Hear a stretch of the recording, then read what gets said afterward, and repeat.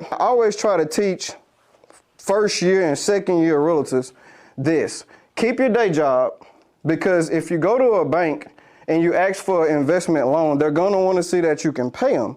And I figured out a little hack early on in my journey was that if I could build spec houses, which this guy taught me how to build spec houses, and one of the advantages of developing property and building spec houses, I've built $250,000 spec houses, and I've done one $1.5 million project. And the one thing I figured out about developments was that if you can keep your LTV, your loan to value, under 80% of the total value of the project, if you can keep your construction costs under that, you could do a lot of developments with no money out of pocket. That was valuable for me building spec houses as an early realtor, because I was able to double dip. Not only was I able to make a... This is a mixed community. Some people take care of their houses, some people don't. By all means, it's probably for a new investor or more seasoned investor, they may look at this community as a risk, right?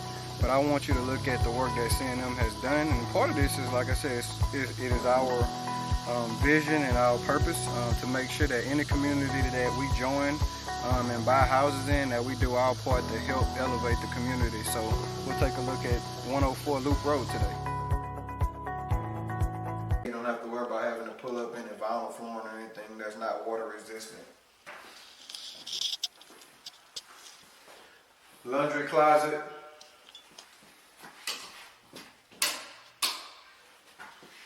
All right. And then back here, an extra bonus room that would be able to be used as a bedroom or another additional living area. Let's go into the worst deal that I've done. Yeah. So the worst deal that I've done was an 8-plex apartment building that I built. It was 4 duplexes. It was actually supposed to be 16 duplexes, but I wanted this project so bad. I wanted to do it. The early warning signs were jumping out at me, but I wanted to do it.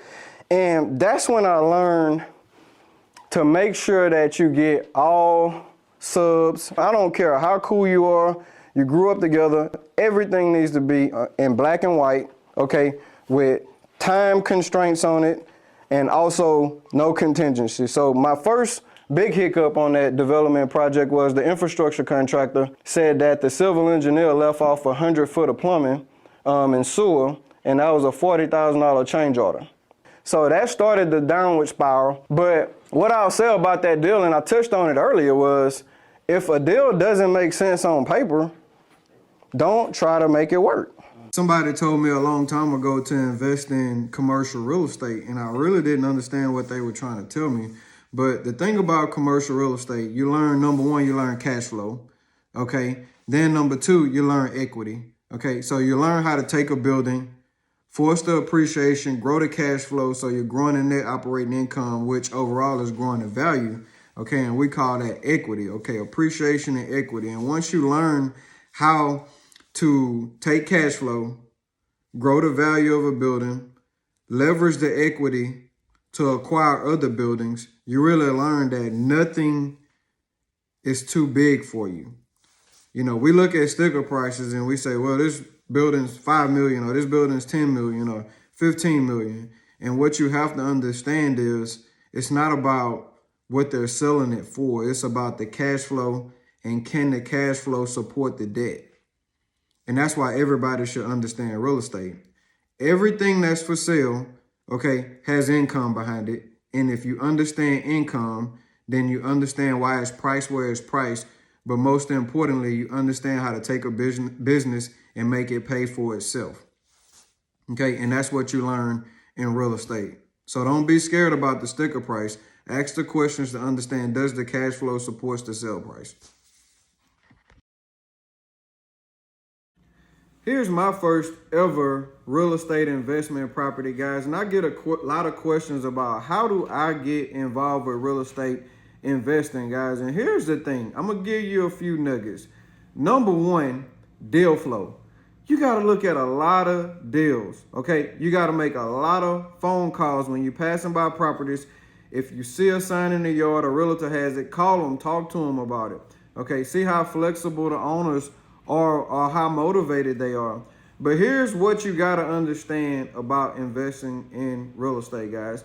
you have to understand equity and how equity works, because equity is power and it's same as cash. So you can utilize equity in creative ways to buy more properties. Okay, but you got to understand this. What is the ARV? The after repair value. If you don't understand that, follow me. I'll teach you that. What is the after repair value, the ARV? And then secondly, you need to know what the renovation cost is. So you need to get a good contractor who can look at the house and say, this is how we bring it to its best and highest use. Okay, and never exceed 60% of the ARV when you look at purchasing and renovation costs. Don't exceed 60% of the loan to value. So just to make it simple for you, if the house is worth $100,000, between purchasing and renovating it, you shouldn't invest no more than $60,000. Trust me on that, okay? No more than 60% of the projected value of the property, all right? That's what I have for you today. I dare you to let them people see you be the best version of yourself.